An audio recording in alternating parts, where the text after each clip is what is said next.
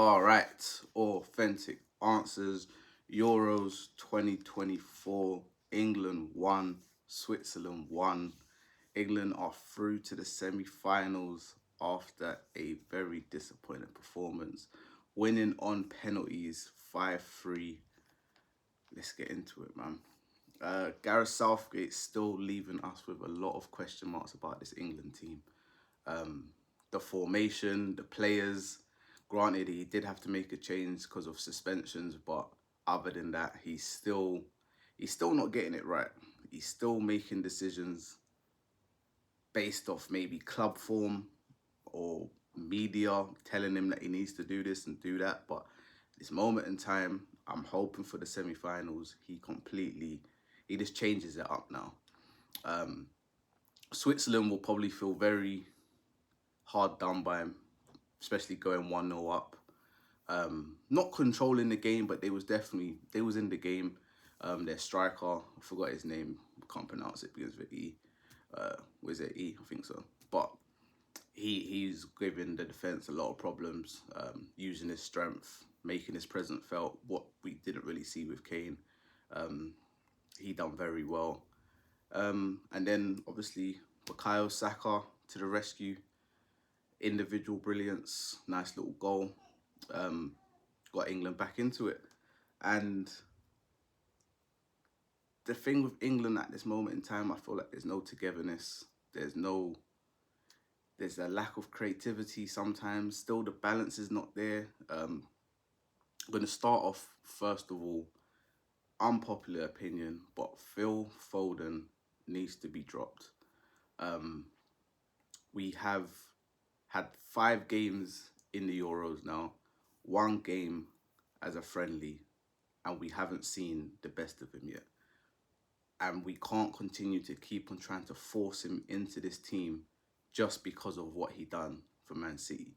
It's clear to see Phil Foden is not the same player, and this isn't to take away his talent, but for me, Phil Foden is not. He doesn't carry England. I heard the pundits speaking on him, talking about he does this and he does that. The game I saw, I felt he played it very safe. He seems like somebody that doesn't want to take that risk. He gets the ball and he passes it straight back, and then he goes. Odd time, yes, he did play Saka in at one stage, but it's very much rare moments. He doesn't give that big game player energy for that big hype that everybody's saying that he needs to be in the team. I just don't see it with him. Um, I find it very strange that somebody that takes corners, takes free kicks, is now being subbed off when you know you got penalties coming up. Now, for me, if this is somebody that we say we have to base the team around, and he's the star player, best player in the Prem, you should not be coming off 15 minutes to go when you know you've got penalty shootouts coming up. I don't want to hear this about, oh, but Trent can take. No, Trent is a defender and he hasn't been playing. Phil Foden has been in this game and you're taking him off when you know penalties are coming. For me, that's a cop out. That is showing me that you want to run away from your responsibilities. Because I don't know if anyone else saw, but when there was a miscommunication with Jude Bellingham when he thought he was coming off, he was like, "No, not me." Phil Foden wasn't like that. Phil Foden was more than happy to come off and let the other people take the responsibility to carry the nation through to the semi-finals. And that for me does not show a big game player that we need to get into the team. So Southgate, out of Jude and Foden, you just have to pick Jude now. Foden, you need to sit bench. You're a squad player, and that's just the way it should be. Simple as that. Harry Kane, we've spoken about this numerous of times now. He needs to be dropped. Another one. I don't care what you've done for your club, Bayern Munich, you need to be dropped. He needs to learn how to goal hang. That's what he needs to learn how to do. Go and have a conversation with their goalkeeper. Just talk to him. If you can't speak to the goalkeeper, that means you're too far away, because he's not doing it at this moment in time. He's never in the box. His movement is actually very poor. He's never been the fastest, but he can't keep up. I don't know if he's tired. It's been a long season. But when you got someone like Ollie Watkins that's had basically one of his best seasons, play him. Tony as well. Tony's kind of similar to Kane. He can hold up the ball, but he seems like he gives a lot more. Kane at this moment in time, as much as he is the captain, I would drop him because he's not doing it right now. And there was times where it's like, I'm gonna get onto this in a second, but there was times where Saka went past his fullback, but there's no one in the box to cross to. So Harry Kane, I think he needs to hold bench. But Kyle Saka, star boy. I was in the beginning, I was frustrated because I was looking at Saka thinking, you know what? You have the better of this fullback. You can beat him anytime you want. Saka had him in his pocket where I wanted him to take him on more. Like I don't know if everyone remembers, but within the Portugal game, the way Leao was taken on his fullback, that's what Saka should do. And Saka is more than capable of doing that. He did, after a while, start taking him on a lot more, but there's no one in the box. He's got no one to cross to. And that is the problem with England right now. There's no togetherness. When one person's beating someone, you need to think, raw, let me run into the box. Like, it's clear as day now, that right-hand side, that is Saka's position. Simple as that. Who else have we got? Jude Bellingham. Again, wouldn't say the greatest game, but I feel like he's definitely someone that he doesn't shy away from things. That's what it is. He'll try. Where other players, I feel like they'll rather just pass the ball to someone else and let them deal with it. Kobbie Mainoo, I think, again, had a decent game. Also, one of the sparks that seemed to want to bring the ball forward. And you need someone like that in your team. Declan Rice, I thought, again, him and Mainoo, I think they're doing a nice little partnership. I think he done his job, basically. Stopped the Swiss from playing how they probably wanted to play, broke up the play. So, yeah, I think Kobbie Mainoo and Declan Rice, I think they're doing pretty well together. Again, unpopular opinion, but Kyle Walker needs to be dropped. Everyone was talking about, oh, the City boys, they've got the most experience. They've been absolutely terrible. Foden, Walker, Stones have not been at it. Walker, for me, for the big games, and I reckon he will play against Holland now because they're going to want someone to kind of track back on the pace of Dumfries or maybe Gakpo. But those are the games that maybe you want Kyle Walker to play in. But when it's teams like Switzerland and Slovakia and all of that, Kyle Walker doesn't need to play because there's no pace. His delivery is not there. And those are the times where I'm looking at that and thinking, that's Trent. Let Trent play. Kyle Walker's just... And he, to an extent, he was maybe at fault for the goal as well. John Stones at fault for the goal. Sleeping. Little touch. Didn't get enough on the ball.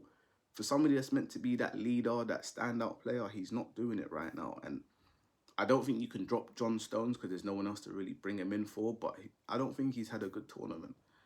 Konza, Aston Villa, I think he done all right. He stepped in and filled the position that he needed to do. Really no complaints when it comes to him. Trippier, not happy, man. Like, you know what? Obviously, Luke Shaw did come on, so we now know Luke Shaw probably will start the next game. But I don't know why it took him so long to make that change. That's the thing with Southgate. He takes too long to make changes. But Luke Shaw definitely brought the balance when he came on for Trippier. Trippier, I saw his interview and I felt a bit sorry for him. He hasn't really played much football before, and now he's been forced to play a position. He can play there, but he's not really the best there. But he just hasn't been good for England at all. Like, that left-hand side has just been non-existent. And obviously Pickford, I don't get the long ball thing. I get it, he can ping a long ball, but there's just no need. Like, just pass each other. And I hear people talking about, oh, these players, they play different for their club because they have better players. But tell me who in this England team is not a good player. Like, I've seen John Stones, Kyle Walker, Phil Foden, all of these players kicking the ball long, panicking, passing it backwards, being sideways, not being forward thinking. And if they was in a City shirt, they would have been yelled at. So my thing is, if you can play 38 games of a season playing a certain way, why do you not put that into your international football? Like, just pass the ball to each other. You don't need to do anything. There was a certain time where we had a corner and it gets to Kyle Walker and he's gone all the way backwards, like, because there's no confidence. There's no, I'm actually going to take that risk. Do you get what I'm saying? Like, it's just a lot needs to change. I think for the semi-finals, I do think England will get to the final, but in order for that, I think Kane needs to be swapped for Tony or Watkins. Foden needs to be swapped for Gordon just to get that balance on the left. Luke Shaw will come in for Trippier, and Carl Walker needs to come off for Trent. That has to be the changes, and it's not a big dramatic change, but it's changes that need to be made. Also, big ups to all the players that stepped up and took their penalty. England actually got 5 out of 5. They've done very well. It's very much, it's you feel very nervous for them sometimes because you just know the backlash that can happen if they was to miss, especially the players that did step up. But yeah, big up to England, semi-finalists. To be honest, Gareth Southgate on paper, last 3 tournaments, you're talking a semi-finals, final, and now another semi-final. So on paper, he's doing well. But obviously, we know the performances is just not there at this moment in time.